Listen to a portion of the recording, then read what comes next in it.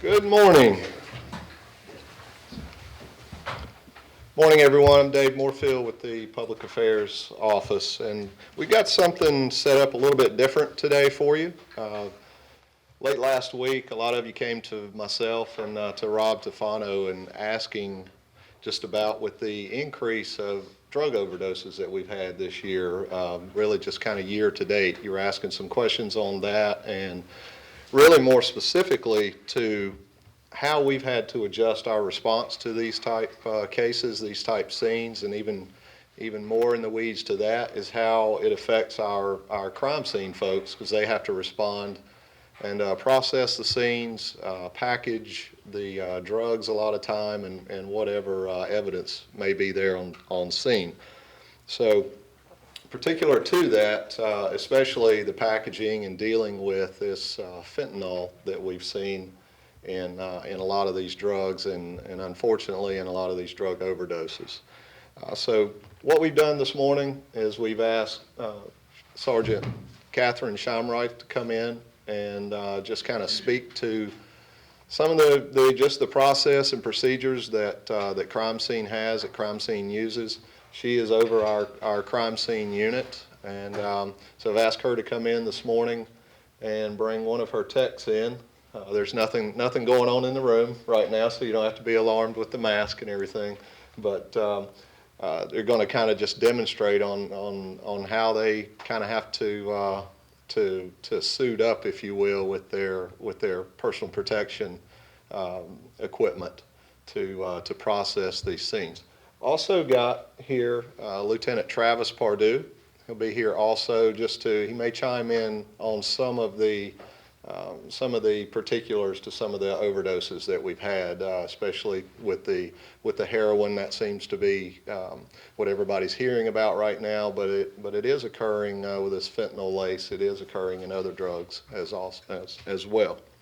So without further ado, we'll go ahead and have Sergeant Shamright come up. She'll speak to you some of those processes, tell you about some of the things that she's doing, some of the training, and also afterwards we'll have a link to a couple of videos from some of the training that she conducted yesterday, and we'll be able to send that out to you also.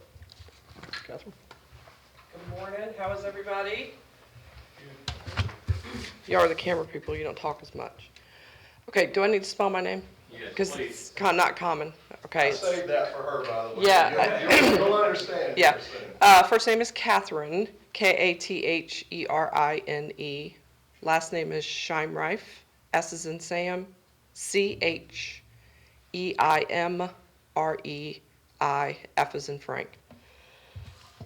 Okay, so a couple things. I'm sure you all have seen really recently some exposure and overdoses that police officers around the country have gone through with fentanyl. And I'm sure you've understood and seen the volatility of that drug that's being mixed with other street drugs. So obviously when the officers encounter someone and then they unfortunately come in contact with this drug, it obviously affects them as well. Can cause lots of different, cause them to feel like they're going to pass out. It causes heart issues, respiratory issues, and eventually can cause death. So what we are doing in the process now with Charlotte-Mecklenburg Police is we are outfitting our officers with the proper gear that they need to wear, so when they come in contact with these different kinds of drugs, that they can obviously keep themselves safe, keep the public safe, and of course collect it in the proper manner. Now, if there's one thing I want you to really pay attention to that I say today, and it's this one thing, it's not just in heroin. Fentanyl is not just in heroin. It's in cocaine. It is in methamphetamine.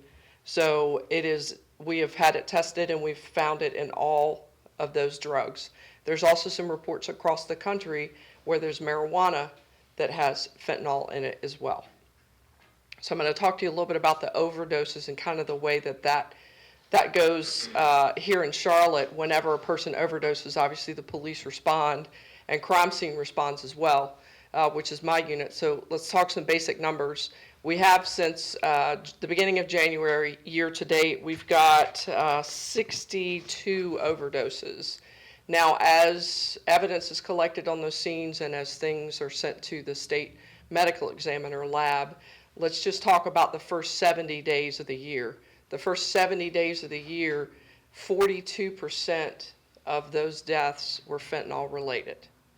Okay, let me break that down for you a little bit more if that helps. Those first few days, there were 28 overdoses, deaths, and 12 of those had fentanyl in the evidence that we collected. So you can see that we're pushing some pretty high numbers here. Now, understand that toxicology is not back on all of those cases. There's some that are still pending. The molecular structure of this fentanyl can be quite complex because it's not made by pharmaceutical companies, it's made by street chemists. So that's what makes it difficult to kind of wrap your brain around it, if you will. So there are guidelines that the Drug Enforcement Administration has given us as to what's the proper gear to wear when you're dealing with this stuff and collecting these items, and of course certain types of packaging. I brought CSI Woodhouse with me here, Chris Woodhouse. You can see just basically she has protective gear on that's going to protect her clothing. You guys understand that fentanyl is absorbed through the skin as well as through mucous membranes, as well as inhaling. So this apron is going to protect her clothing, protect her skin. She has double gloves on in case there is a tear or in case there is an issue. The mask, of course, is going to protect her from inhaling the substance. And the eyewear, again, that has a seal around the glass that's going to protect her from getting into the mucous membranes of her eyes. So anytime any of these drugs are seen by police officers on a scene or taken out of a person's pocket, they're immediately being trained to put on this outfit, if you will, to protect themselves. So yesterday, I trained about 200 police officers on the street on what to wear, how to put the gear on, and of course the resident dangers that they could come in contact when they come in contact with these substances. So our goal ultimately is rather rapidly to get the rest of the police department trained as well. It's very important that we stay ahead of the 8 ball. We have not had any officers hurt, and we want to keep it that way. It's very important that we protect them. Any questions? Or LT? You have anything to add? Summary? No, not at this point. I mean, I'm glad to help with questions. Can you explain the significance? You said the first 70 days of the year, 42% of overdoses. Why the first 70 days specifically? Why? Because the rest of the time period between the 70-day mark and now, the toxicology has not come back. Okay. Yeah. Got it. It takes some time. It takes some time. Again, the complexity, like I talked about, the molecular structure of fentanyl. It takes a little time to run it through the lab. It would be nice if we could just put it in a machine and it tell us, but it's not that simple. Sarge, so for officers, how do you, I guess I'm trying to figure out, like, how do you know, you talked about cocaine, meth, that you can find fentanyl. Is it fentanyl? Fentanyl. Fentanyl. You can find it possibly everywhere. So when the officers respond, is it any scene with drugs? Yes, correct. Correct. We're at the point now where we cannot take any chances. If an officer makes a traffic stop and somebody has crack cocaine in the car, for instance, we're training them to hold the scene until someone who is outfitted can get there and properly collect it. What does that do to your unit? For the past month and a half, my unit, because they're have had advanced training, they've been doing all the collection. And that's a lot, that's a volume. But we're at the point now, again, yesterday we trained 200 officers. Next week we'll train more, so we're already getting that wave, so it's gonna give my unit quite a bit of relief. Does this mean that drug investigations will take longer in taking the time to put on the outfits? Obviously, a very important thing to do, but can you just talk about I don't feel like it'll take longer with anything. There's obviously a natural learning curve, but once they learn how to put the gear on, they have it right there in their car, put that on and collect that, it's really not going to take that much longer than before.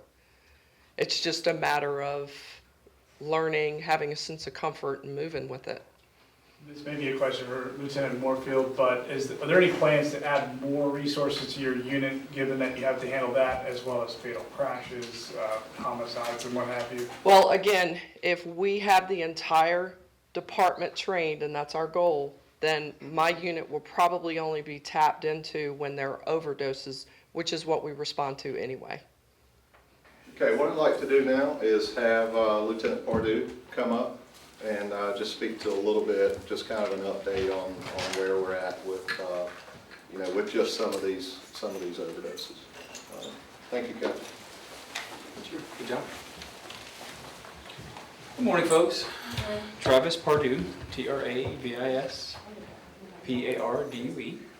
I'm one of the lieutenants in the Special Investigations Bureau, which includes VICE and several other task force. Sergeant Scheinreich actually did a very good summary on the landscape of drug investigations in general and kind of how her unit plays into the investigative role. Obviously, with the lacing of these drugs, we're taking it very seriously from a VICE standpoint, pushing forward with, of course, our own precautions, and trying to get to the bottom of what the distribution networks are and things along those lines. So, with that said, are there any specific questions I can help you with? Do you have any idea where it's coming from? No, it would be such a broad stroke to try to actually tackle that question. Just a quick note, we've obviously jumped on the investigations from this past weekend, and as of right this moment, there are no known connections to the overdose cases from this weekend. Once you get down to the granular level of those individual cases, what might appear to be connected on the top doesn't necessarily appear to be connected on the bottom. So what we find in a lot of the overdose death cases is that there's often a mix of drugs involved. So it's not always easy to pinpoint the cause.